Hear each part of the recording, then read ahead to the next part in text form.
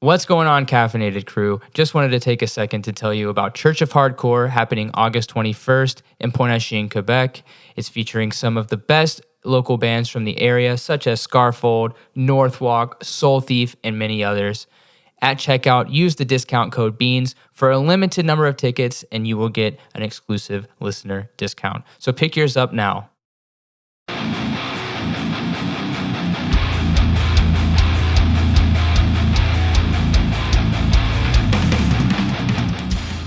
Welcome to Beans and Breakdowns, a podcast dedicated to bridging the gap between specialty coffee and the heavy music community.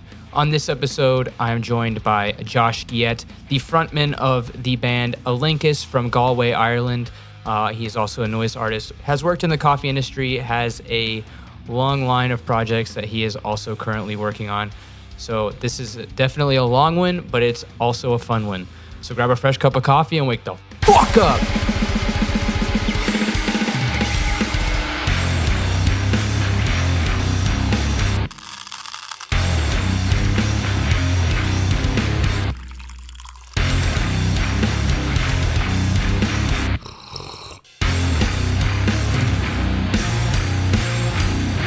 What's going on, Caffeinated Crew? Today I'm joined by Josh Guyett. He's a noise artist. He has played with the band ILENKUS, and he has booked lots of shows in the Galway, Ireland, but recently has moved to Bristol in the UK. He also has a French last name, but is Irish. Josh, what's going on? Hey, man, what's up? Thanks for having me on. This is awesome. Thank you so much for joining me at a lovely 8 p.m., I know, in the UK.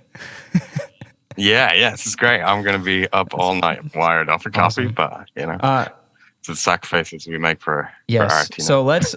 We were just talking. Let's go ahead and answer the question. You're clearly an Irishman, but your last name is Guyett. Right, yeah. Let's hear the story. So I mean, I don't really know, to be honest. It goes a long way back. We're going back hundreds of years, but the story that I heard was that my family name is Huguenot, which were like a people in France who were Protestant, and were chucked out of France because of their religion and migrated, a lot of them, to England. And then, so my parents then are English, actually, and grew up over there. And then me and my brother grew up in Ireland because my parents moved over there in the 90s. But yeah, so the origin of the name is that it's a Huguenot name, and we were cast out from France. I guess it doesn't take much to be cast out from France. No, I'm just joking. I have so much love for my French friends. Well, that is very interesting. I do love name origins. My last name is so boring that I don't even have a story behind it. So, yeah. Really? Where's it? I don't even know. My family's been in the U.S. for so long that I just call myself American, and that's how we let it roll. I'm sure there's some family history that I don't want to know about. So I just play it safe, I guess choosing to be ignorant about some things. Yeah. You don't want to delve too deep into these things. Sometimes, I already experienced. There's a bit of maybe guilt. Anyway, let's move on from that. What coffee are you drinking this evening? So I am drinking a coffee from Burundi. It's called Kirasa, and I've just been looking at the bag here because I normally would I very much like to drink natural processed coffees, because I love kind of more funky flavors in a coffee, and generally in most things that I eat or drink, be it like a natural wine or a spontaneous fermentation from fermented beer or whatever it is, that kind of I like that kind of flavor profile. So I was looking at this coffee, and I was in the coffee shop of this roastery the other day in Bath. So, sorry, I should explain. It's from a roastery called Colonna and Smalls, who are really cool. Colonna, are they called Colonna and Smalls? No, maybe they're not. Maybe they're just called Colonna. I don't know where I'm getting that from. No problem. Sorry. But yeah, anyway, it's a Burundi coffee, and from tasting it, I would say it is washed, to be honest with you. But yeah, it's very nice. It's very nice, quite fruity. But generally, I'm a big fan of African coffees. You and me both. Yeah. Yeah.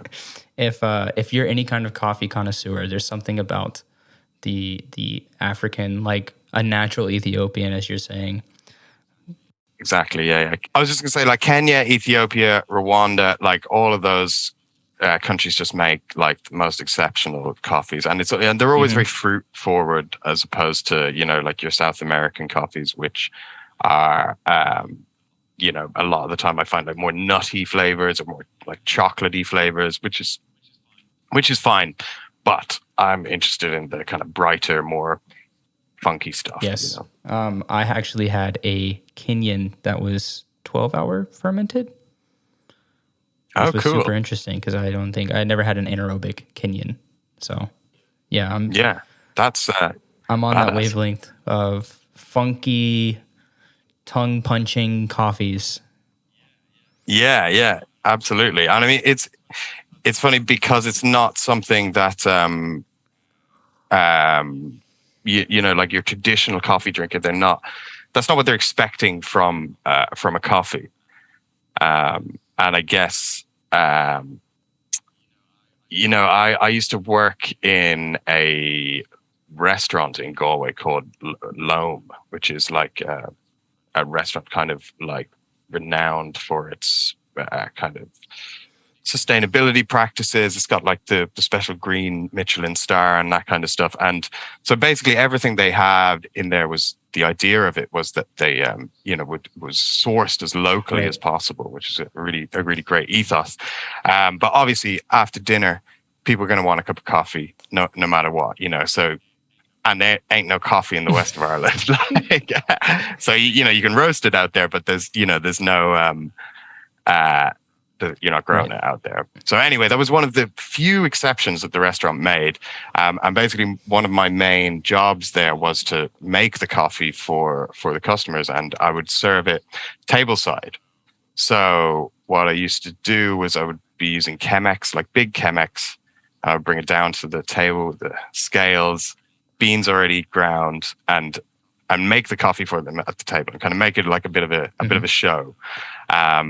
Bringing the pouring kettle down and while the coffee is brewing, I would tell people about the coffees and whatever it was we were serving that day.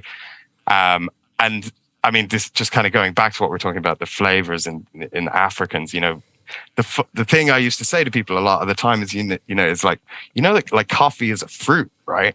And it's a bean is the seed inside of the fruit. And that's why we're getting fruit flavors from coffee. And people just are not aware of that. I don't know what they think coffee is, but they're going, oh my God, you're right. It is a fruit, So so I get a really good kick out of that, Yeah. First of all, I need to go to this restaurant because that sounds incredible. I cannot recommend it highly enough. It's really wonderful. We'll talk more about that maybe offline. Anyway, I really do have so much respect for people like what you do, doing the show with the Chemex and then explaining the coffee, making coffee, not just, I need my cup of Joe for the day, my cup of mud. No. Coffee, because of the process of growing, processing, roasting, and all the way up to brewing, there's so many different pieces of skill sets that come together to create a wonderful cup of coffee. And that story deserves to be told from, the moment of picking to the moment of brewing. Absolutely, man. I can't agree with you more. That's and I think, that kind of attitude of like really not taking for granted, all the hands that this has passed through to get to your cup. It's not if you go to like a Starbucks or something, you're really not experiencing the amount of work that it's taken for that coffee to get to your cup. So to talk people through the process and how that works, I think is really important. I'm a big proponent for, local, things anyway, and like slow food and that kind of stuff. So, if you are going to be using a product that's come a long way, at least like know that, Yeah. I mean, a coffee that has traveled thousands of miles across an ocean or a continent to get to you. Exactly. I can't agree with you more. So I'll tell you what I'm drinking. It's a strange coffee. I have feelings about it, but I haven't quite registered what it is, honestly. So this coffee is called MushUp. There's a coffee shop down the street. Here you can see the bag. It's a beautiful artwork. They're based here in Montreal. They run a coffee shop, snack bar, as well as a restaurant bar down the street from my house. It's a cool place, but they run this roastery. It's coffee infused with mushroom. Wow. This is not something that I would, if I was at the coffee boutique, it's probably not going to be my first choice, but it was the only coffee that they sold at this place. So I was like, that's why wild, not? Man. It's their light roast mushroom coffee is what is on the bag. It has reishi and cordyceps varieties of mushroom infused. And can I ask, is that for flavor or is that like it's a health benefit is what it seems like. This one's called Vigor, and the barista described it as something that gives you recovery after doing any kind of athletics. Okay, so cool. it is a roast. It's the lightest roast they had because, I mean, light roast coffee is the best. Yeah. Who wants dark roast? Right. I mean, no shade to anybody that does. No. I mean, I've had some great dark roasted coffees, but light roast. Absolutely. For an espresso as well, we're talking about filter coffee. Yeah, on a V60, you maybe I don't want to to drink a dark roast on a V60. But it's from Guatemala, Honduras, and Ethiopia. It's a blend. Cool. It does have some berry notes, but it also has, a bit of that nuttier, earthier from the Honduran coffee. You can really taste it. Yeah. Well, I mean, mushrooms have such an earthy flavor as well. I mean, a very different earthy flavor to coffee. But I'm sorry. Go on. Tell me more about what it tastes like. I fully expected to have some kind of fungus taste, but I'm really not getting any of the chalkier, more bitter taste. So it's interesting. I'm going to have to look these guys up and maybe ask them why and what they're doing. So yeah. Well, there is like a big trend in mushroom products now for health benefits. I was just talking to somebody about this yesterday. They're taking lion's mane, regularly. I don't know. I'm a big fan of mushrooms. It's like they're kind of a weird thing that, like, as a kid, I never really enjoyed them. The texture, pretty slimy. But the older I've gotten, and especially like eating in fine dining places, I've had some amazing mushrooms, and they have other great qualities as well. for those of you that delve into those recreational reasons, yes. Yeah, I mean, I don't know. Maybe I shouldn't say this on the podcast, but I'm just going to say it anyway. I microdosed mushrooms for about 6 months at one point in my life, maybe about 5 years ago or something. And, just kind of out of interest to see, like if they would have any kind of beneficial effects. And they were mushrooms that I had picked locally. And we had loads, and we were just like, let's see what happens. Me and my girlfriend did it at the same time. So we over here, or in Ireland and here, one of the most common mushrooms is psilocybin, and they're just little mushrooms. Like if you want to get high, you're probably going to want to take like 30 of them or something like that for a trip. But what we did is we took 2 a day, and I think you'd do 3 days on, 1 day off. So you take 2 a day for 3 days, then none for 1 day, and then just keep going like that. And we did that for 6 months. And, the first few days, I was really nervous. I was going into work, and I was like, oh man, am I going to be tripping balls in work? Is this a terrible idea? And then just like got into service or whatever and completely forgot about it. And I actually found that it was really good for three things. First of all, social anxiety, which I think most people can kind of relate to. Relate to, yeah. It was just really good. It just made, I don't know, maybe these things are psychosomatic as well, but I just found myself being more comfortable in social situations. Second one, it was quite good for like depression and, like these kind of, everyone's depression's pretty relatable as well, I think.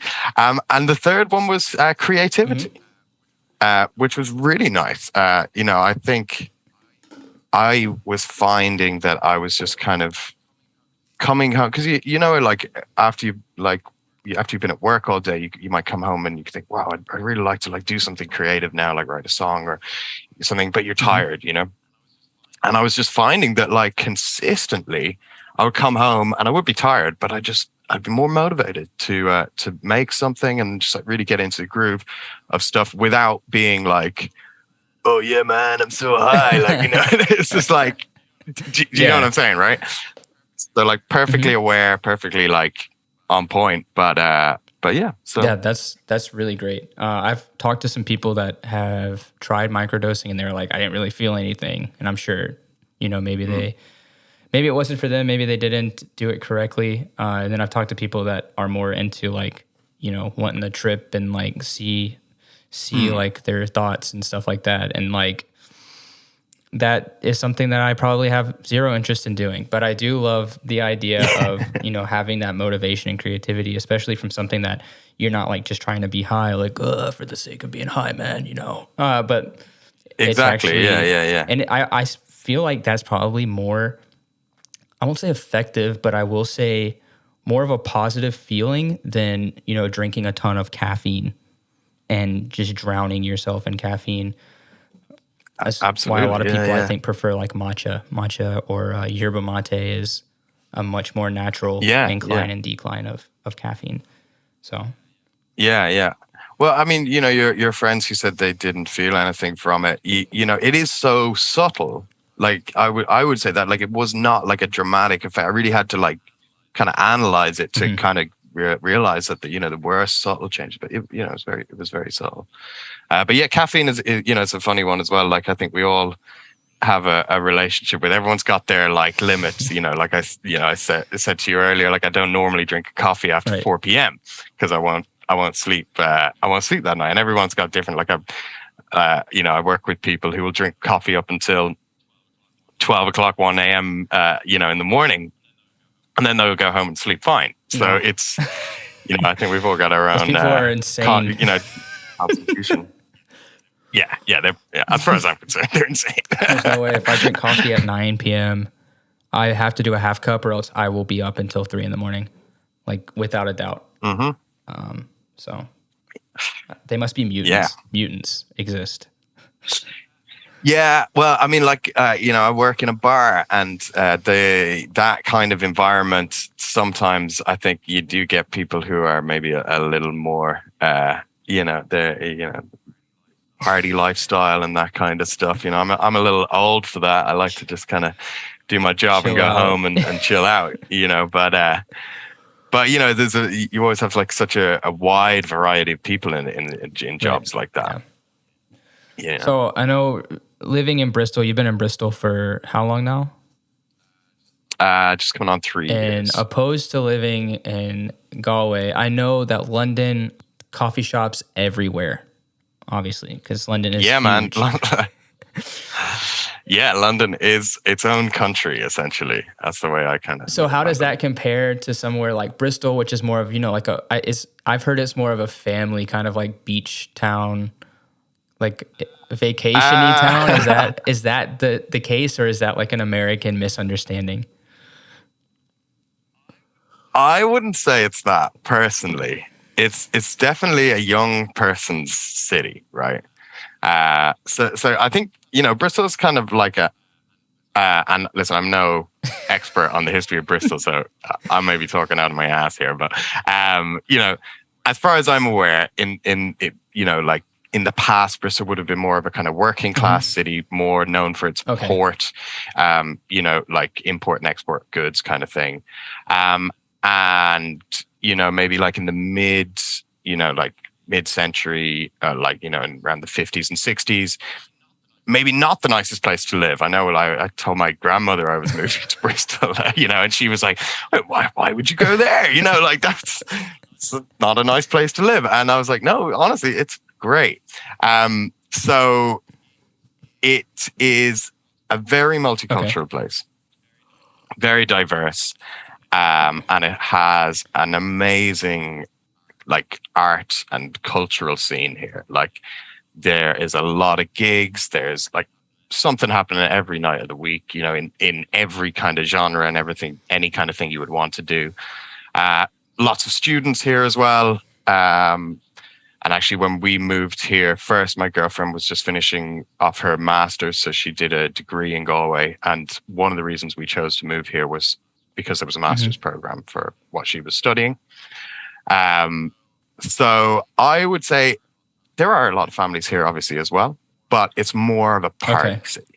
That's what I would say, and that was kind of my experience of coming here. Before moving here was on tour, so like with the band, and in the UK it was always my favorite place to play because it was just so much fun. It's just like the venues are great, the people are great, that just parties everywhere, just really, really good crack. And so that was like quite a big, motivating factor for us moving here as well. But really, like for me,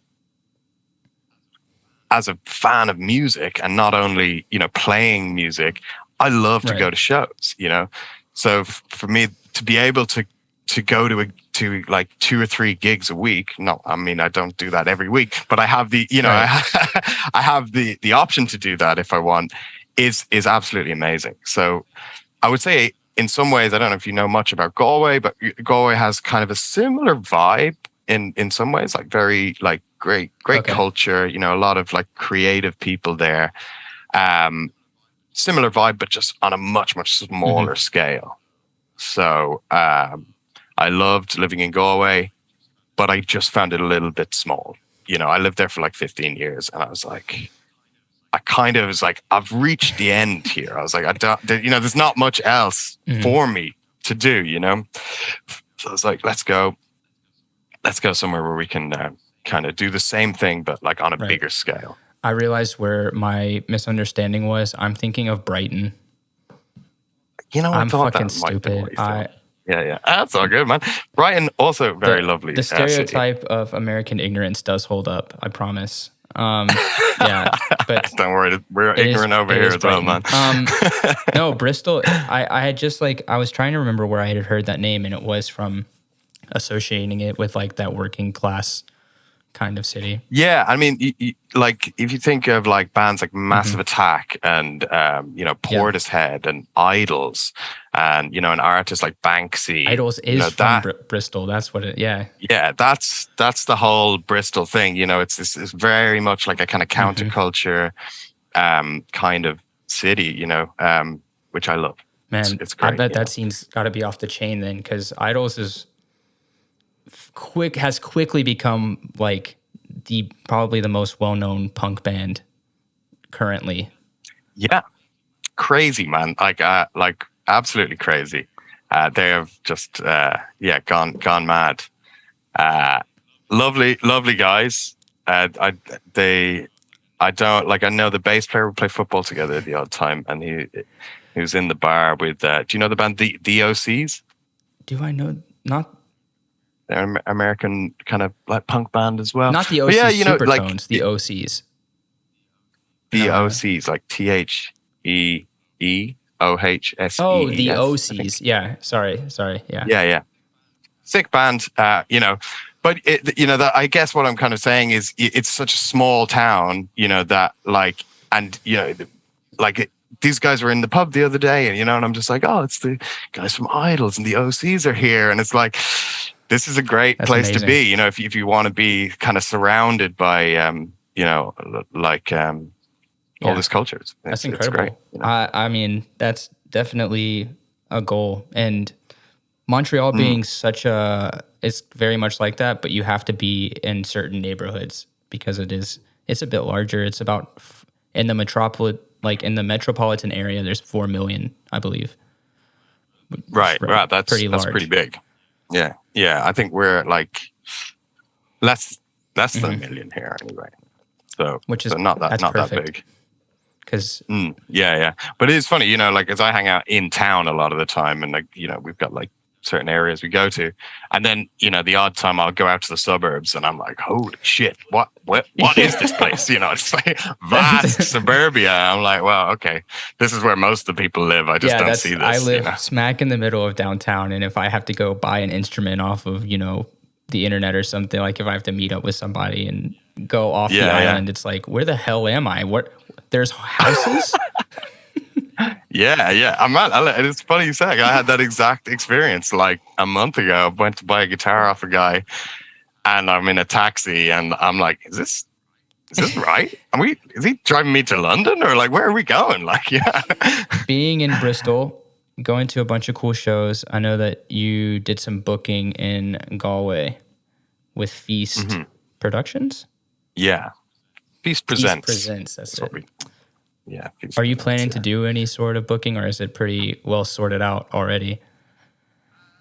Yeah. So I think when I first moved here, I was kind of like, yeah, I'm going to start booking shows here. And the more time I lived here, and I know the guys who run the same bands that I would be running back home, and I was just like, there's not really any need for me to do it, and it kind of made me think about, why I did it in the first place in Ireland, because like here, there's like fantastic promoters. Like my mate Miles runs Effigy. They do like some fantastic bands. And, you've got, I don't know if you know Arctangent Festival, which is like a big math post-rock heavy noise festival that's just outside Bristol. Like those guys do a load of bookings, and like there's just like fantastic bookers and promoters here anyway. So I was just like, I really need to try and like muscle in on this guy's turf, and try and start running shows, because I never ran gigs for profit anyway. It was always kind of just out of a necessity, really. I mean, I guess first off, when I started doing kind of like small little DIY shows, it would have been to like help out bands who, wanted to do an Irish tour, but could only get a gig in Dublin and a gig in Cork. And it's like, well, what's the point? How are you going to pay for your transport costs? So, it's like, okay, let's add on an extra date. And as well, we would be like touring and going places and have bands do like similar things, like bands putting us up and stuff like that. And they'd be like, I'd be like, okay, if you come to Galway, hook me, give me a shout and I'll hook you up with a show. And that's kind of how we started doing it in the first place. It was like, we had like bands like James Cleaver Quintet, who are, now, split up and stuff like that. But just kind of like these kind of smaller bands who were, we were like both all trying to kind of help each other out within this kind of DIY scene.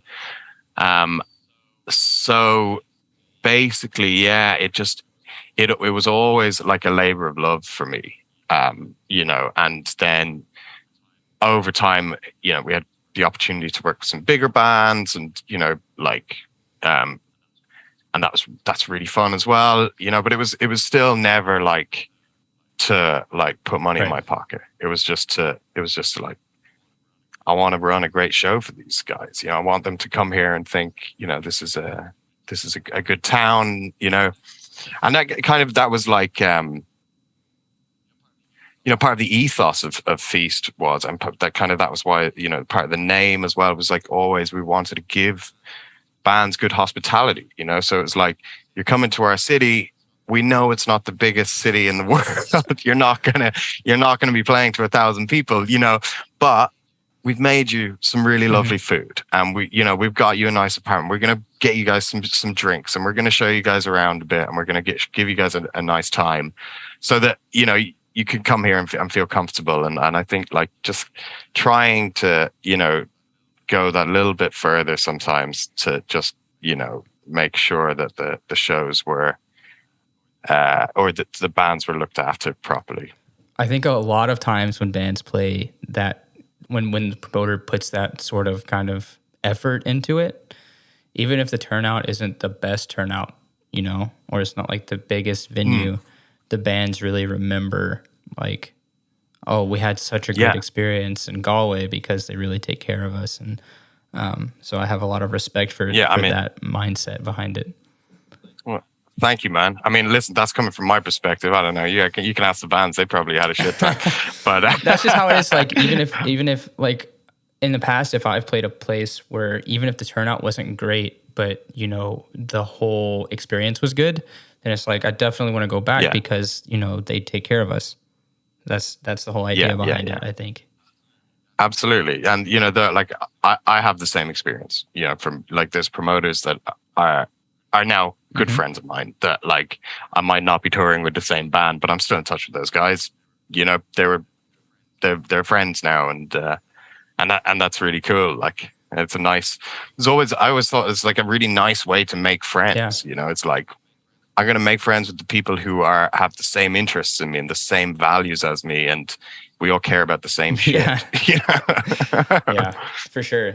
And that's why I've loved doing this podcast, is because getting to meet people like you, people all over the world, where it's like, you know, we love coffee, we love heavy music, and that's really what connects like most of, I guess, that hardcore heavy music kind of atmosphere or absolutely. Actually, there's a band from over here that just springs to mind now. Is I don't know if you know them. They're called Pigs. Yes, they just did a K-Pit on Kerrang. Yeah. Right.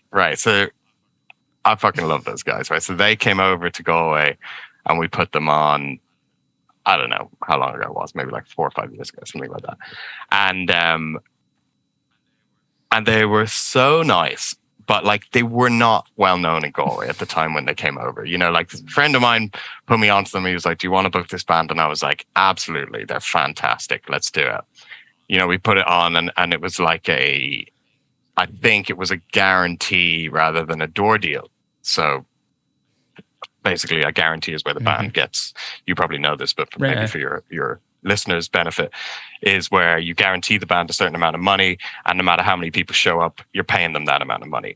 A door deal would normally be like a split. So you'll do like a 70-30 or an 80-20 door deal. Bands get 70% or 80% or whatever, and the promoter gets the rest. So I think it was a guarantee with Pigs, and you know, they arrived, and I can't remember what we did for food or whatever, but we had a nice time, and then we were like back. They came and stayed at my house, because we used to have like spare rooms and stuff like that where we lived, you know, and we're like up kind of half the night with them, like drinking and just chatting about, you know, whatever it was. And then next day I got up and like made them all breakfast and stuff like that. And the show didn't do very well. So I was like losing money. And you know, I think I said to the guys that morning, I was like, basically, here's the money from the gig, but it's not your full guarantee. But just give me 10 minutes. I'm just going to run to the ATM and get you the rest of the money, because, you know, this is I've committed to this. So this is what we're going to do. And they were like, you know what, man? Nah, forget it. It's like, you like that. What you've got there is fine. That'll do. And they just took that money that we'd made on the door, and then we ended up doing like a record swap. So like they had like a distro with them, and I had a little distro in Galway as well, and we just swapped loads of records. And then they left, and I was just like, that is so rare. You know, because bands are on the line, man. You know this as well as I do, that like every penny counts. And I was like, those guys are bloody legends. You know, like they needed that money, but they were like, you know, I don't know what it was, but anyway, I will always remember that, because they were just so nice about it. Yeah, I really do miss like that kind of idea of, you know, like bands struggle, like you struggle, but it's really more about making that experience count from both sides, honestly. But yeah, now it's things are so, because everything is so fucking expensive now. Like, even within the past year, or even 6 months, everything's gotten very expensive. I think a lot of people are very much more stressed than, looking to have. Of course, yeah. But it's really, really tough. And you know what? I went to see Pigs play in Bristol in maybe like 3 or 4 months ago, and they played in a huge venue to like 700 or 800 people, and it was just like it went off, and I was just like so happy because it was like 4 years ago, and they're playing to like 30 people in Galway, not making their guarantee, and leaving on a really nice note. And then I was like, you know what, karma's a bitch, and like they're getting what they deserve. That's awesome. So you've played in ILENKUS. Y'all have been a band for over 10 years. Yeah. Formed in 2010, but technically the same group of guys we had a band previous to that, formed in 2003 when we were teenagers. All in school. It was like a youth club band, and we just played covers of like System of a Down and Rage Against the Machine and shit. So next year it would actually be 20 years that the same guys, I've been playing music with the same guys. So yeah, it's a long thing, it's a long-term relationship. I think it's something to be said about bands that are friends that just decide to start playing music together, and that's where you get that longevity, because it's so easy to get along, I guess. So you spend so much time together is what I mean. Like, you have to get along. Yeah, so you either hate each other or you're getting on great, but either way, you know each other so well that you can just keep doing it regardless. It's a codependency at that point. Yeah, I don't really know how to exist without these guys. But yeah, I mean, it's lovely having that really long standing. And I know you guys released music in 2019, the 2 singles, 3, 4, 5, 6, and remind me of the second one. Myopic. I fucking love Myopic too. Which it does feel a bit more different. It feels a bit mathier, and a bit more chaotic than some of the earlier stuff from the full lengths. Were y'all changing the direction, or what was kind of going into the thought? Just like a maturing or an experience? Well, I think the band basically, I'd always been going through an evolution since the very start, So the first record was kind of, lots of different styles thrown in, mathy bits, proggy bits, post stuff, noisy stuff, but all maybe a little bit more kind of cleaner, I'd say. And then the second full length, way more post metally, more proggy, kind of more meditative, I would say.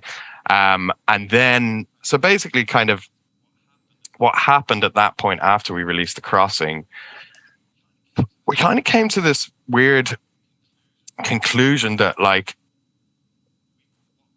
what was rewarding for us was playing live shows. And what was rewarding at live shows was the really kind of heavier, faster stuff, and sometimes mathier, but maybe even more kind of rocky approach in some ways. So and at that point we'd been playing in E standard or drop D, and then after The Crossing we were like, right, we're going to tune down our guitars, and we're going to start playing a bit nastier, and really kind of play into the live stuff. So we basically wrote the songs that ended up on Hunger. It's only 4-track EP, but we played those live loads before we ever recorded them, and really we're like, wow, these songs work live, and it was one piece essentially that would, we wrote it as one piece to just kind of flow from the start of Honey Bunny to the end of The Romantic, and we would always play it like that. Now subsequently we used to split it up afterwards, but so then after Hunger we did the same thing with those 2 singles. We wrote 2 songs, because I think what used to happen to us is we would we'd be like, oh, we need to write some new music. But we've got a tour booked, or we've got these shows booked. And then we'd be like, yeah, but we're sick of playing the old songs. So we'd be like, well, let's just write some songs for this tour, you know? So we'd like write a couple of songs for a tour. And basically that's what those songs are. I think we wrote them ahead of a UK run that we did with Godmother. And we just played them on that run. And then when we came back, we were like, right, let's record them, because they kind of don't really fit anywhere into like a new record or whatever. And we'll just record them and put them out. And we didn't really give them much fanfare or anything. We were just like, yeah, there you go. There's a couple of songs. But it's funny because for us, I think those songs feel a little bit lost in the void. You know, it's kind of a bit of a weird thing to do to record live songs that don't belong on a record or something. I don't know. I have a lot of love for them, but I also feel that they're kind of just like little oddballs. So the fact that they're the last two things probably that ILENKUS will ever put out is a little bit of a kind of a sore spot for me, I guess. But that is what it is. And so the thing was basically that we decided to call it a day with the band just before Christmas 2021. But from the start of the pandemic until then, we were working remotely on music, like hardcore, like really, really working hard, to the point that we probably had, I would say, 30 songs, 30 demos, casts. Basically, this is a crazy story. Basically, we had kind of like one of the members of the band who wasn't particularly involved in the writing at that time. He was super busy with his job and wasn't able to kind of like get involved with like sitting down at a computer and writing riffs or whatever it was. So we made this massive collection of demos, and then he decided he was like, look guys, I don't feel very good about putting these songs out as a record because I've had nothing to do with them, because I haven't been involved. And as a group, we were kind of like, okay, well, we can't get in the same room. What are we going to do? How are we going to involve you in this process and put out a record? So basically, we came to the conclusion that we would come up with a concept, like a very strong, very out there concept. So we spent weeks and weeks and weeks and weeks and months working on like a narrative, like working on a whole fucking like story set in an alternate reality in the future with characters and relationships and character development. And oh man, I can't even go into it. Like, well, I could, but like it's super complex, like really crazy.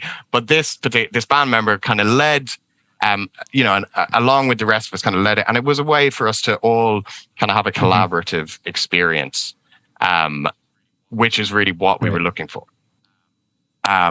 So basically, all the demos that were written before that pretty much got scrapped, and we kind of started from scratch, with the exception of a few bits and pieces, to writing to this narrative.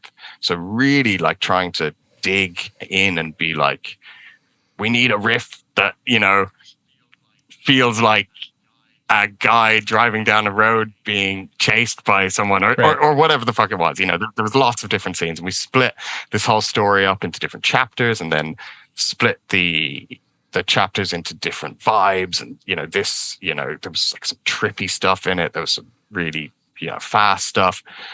And we got like, I would say, like, this is all pre-production work. I'd say we got probably to like 75% of pre-production. So we were like onto vocals and like a few arrangement changes and stuff like that. And that's when the band ended. So we have like fuckloads of work done that is actually, I don't know what's going to happen. I mean, I don't want to tell y'all what to do. I'm not here to, be the judge and jury of any ending of a band. But I feel like the best thing to do is finish it. Go and just dump lots of money into creating this masterpiece that it's done. Release it and say, all right, here you go. You're welcome. And then that's it. That's closure. You play a great show to release it, and then that's it. Honestly, man, that would be my ideal solution. And that would be my ideal of what we do as well. But that will not happen. That's a bummer. Well, if there was any way, listen, I'm petitioning. Please. I don't know, man. Who knows? Maybe this podcast will help the cause. I'm on my proverbial knees, begging, because I would fly back out. I'd fly back out to the UK or to Ireland to see that for sure. Sick, man. Honestly, and I'm just adding salt to the wounds now. It was definitely like the best work we'd ever done. Just shut up.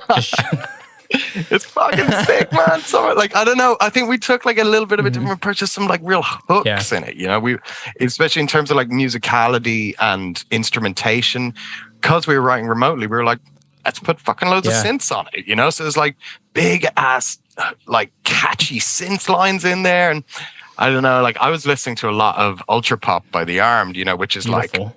Like beautiful. And it's like, so there's so many hooks in that record that, and it's also so noisy that I was just like, man, this is so inspiring. And obviously we're not going to make a record that sounds like that, but there was definitely like some inspiration going on there. I don't want to force you, to dwell on sad things or pour salt into this wound again. But if I could petition all of the members, if you're listening to this in ILENKUS, please just hold it together enough. Let's release it. Let's get a show, and then we'll walk our separate ways. How about that?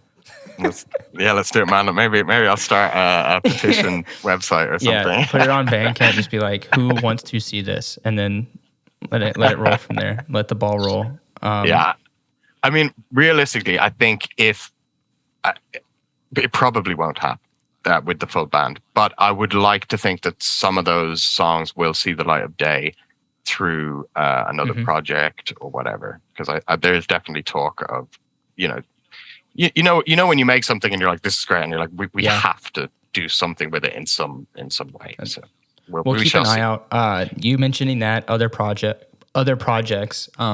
What do you have going on now?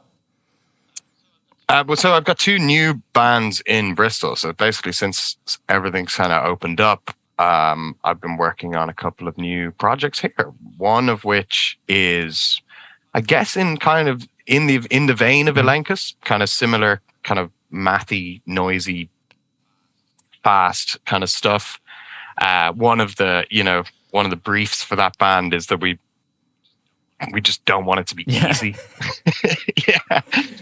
So like every song is like, this song, like it might be a groovy banger, but it's like, we need to challenge ourselves a bit more. And that's kind of like part of the ethos of that band is it's supposed to be challenging. So I'm really excited about that. That's kind of, I've got like two guys from Bristol. So we've got Sam playing bass, who's in another band here called Lightning Sharks. So we're kind of a mathcore band here who are sick. They've just got a new record in the works as well. I think he's just recording at the moment. And then we've got another guy called Steve, who is doing vocals and synths. And he's got a sick band here called Ojive's Big Band, another noisy, mathy, crazy cool band. So basically I kind of moved here and was like, that guy's awesome. That guy's awesome. Cream of the crop, taking out all the noisy musicians. And then my mate Connor is also in the band as well. He plays drums. It was kind of me and him that started this project. And we used to be in a band in Galway together called Leechmouth, which was a band that never really did much. I think we played 1 or 2 shows, but we already had an existing kind of relationship working together. So that was great. And actually the guitarist from Leechmouth, Finn, or one of the guitarists, is now playing in a band from London called Burner. I don't know if you've heard them, but if you get a chance to check them out, they've just either have just released it or are just about to release their first record on Church Road Records. Okay, which that's why I've seen that like, name. Yeah, you would probably see them, and yeah, Finn is amazing. He's playing bass in Burner. But yeah, it's awesome that we used to all be in a band together in Galway, and now we're living in separate cities in the UK, doing separate things, but also kind of doing similar things. So that's pretty badass. And then I got another band here, which is more of a noise, groovy, stonery, Melvinsy kind of a thing. Which the intention with that band is to be a bit more like groove based. It's not supposed to be, 13/9 timing signatures and crazy shit like that. It's like it's gonna groove. It's gonna groove. So I think the first 3 or 4 songs we wrote, I was just like, there's one riff. We have one riff in this song, and that's how we go. And then I think the last one that we've been working on, I was like, there's 3 riffs in this song, guys. I don't know. Maybe it's too much. But that's very, very fun as well. With like Bristol musicians who I know here, who are all awesome. So yeah, but neither of the projects have names, and neither of them are gigging yet. But I don't know if like I guess from being in a band, in a DIY band from scratch for years, I kind of got to the point and doing other various projects, and to the point where I was like, I'm going to start a new thing or 2 new things, and I just don't want to rush them. I want to come out of the gate firing on all cylinders, So whatever that means, whether we, work on a lights show or put out a music video or whatever the fuck it is, it's like I want to come out and be like, right, these guys are a band that are ready to go straight away. They're not finding their feet. It's like, well, obviously you'll always be finding your feet, but you know what I'm saying, right?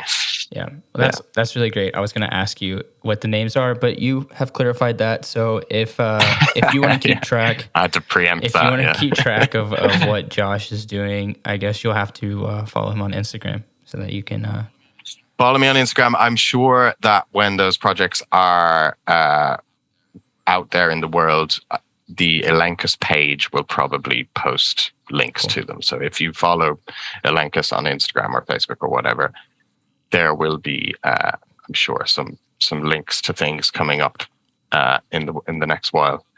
So the band might be done, but don't unfollow us just yet. Yeah. So I'll definitely put the ILENKUS in the description of this episode, as well as we'll put an album.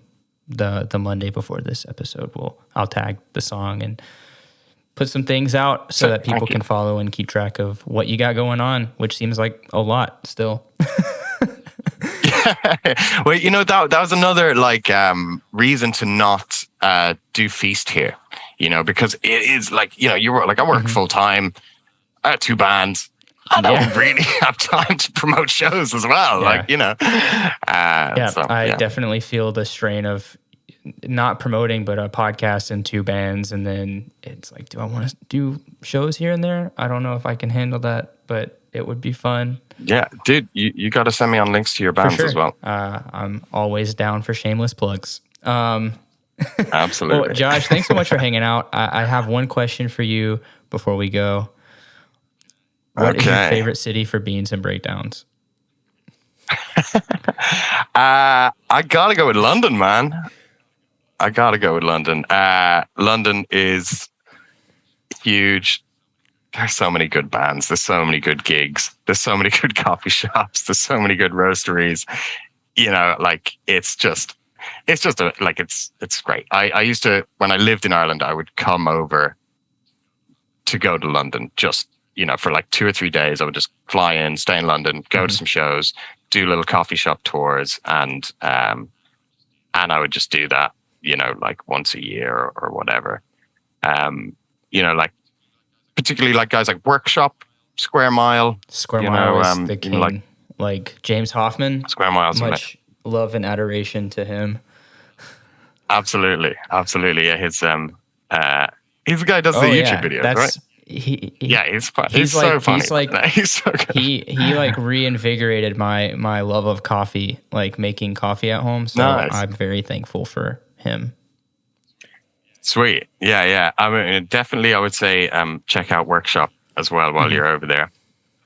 I've got friends in Ireland who have a roastery called Calendar, and they do really amazing coffee, but I think they both used to work for Workshop. One of them was like their head roaster, and then they moved to the west of Ireland, and they're doing fantastic stuff. Awesome. So I'm sure it's much more chill to live in West Ireland than in London and roast coffee. No doubt, man. But yeah, so London's got to be my answer, man. Awesome. I'm super stoked to go. I'm counting down the days literally because I have a week before I get on a plane. Oh, sick, man. You're gonna love it. And Outbreak is gonna be cracking. I actually had planned to be there this year, but with work and stuff, just couldn't end up getting there. But I know there's a posse of people going from Galway. There's people going from Bristol, but bandmates of mine and stuff are going. So if you want to hook up with any of them, just give me a shout. Sure. I'll put you guys in touch. That'd be great because I have friends from Inverness, Scotland that are going to be there. I talked to a band called Below the Neck. Great metalcore band from Inverness. Okay, cool. So wicked. Well, Josh, have a great night. I know it's almost 10 now, so hopefully you're not going to be... You're going to be up all night. Binge watching Bob's Burgers. Yeah, I don't know, man. Maybe I'll start writing some riffs better. or something. You should time wisely. Yeah, exactly. Well, thank you so much for hanging out. I wish you all the best with your new projects, and thank you, man. And listen, thank you so much for having me. It's been really nice to Of course, to chat. Take care.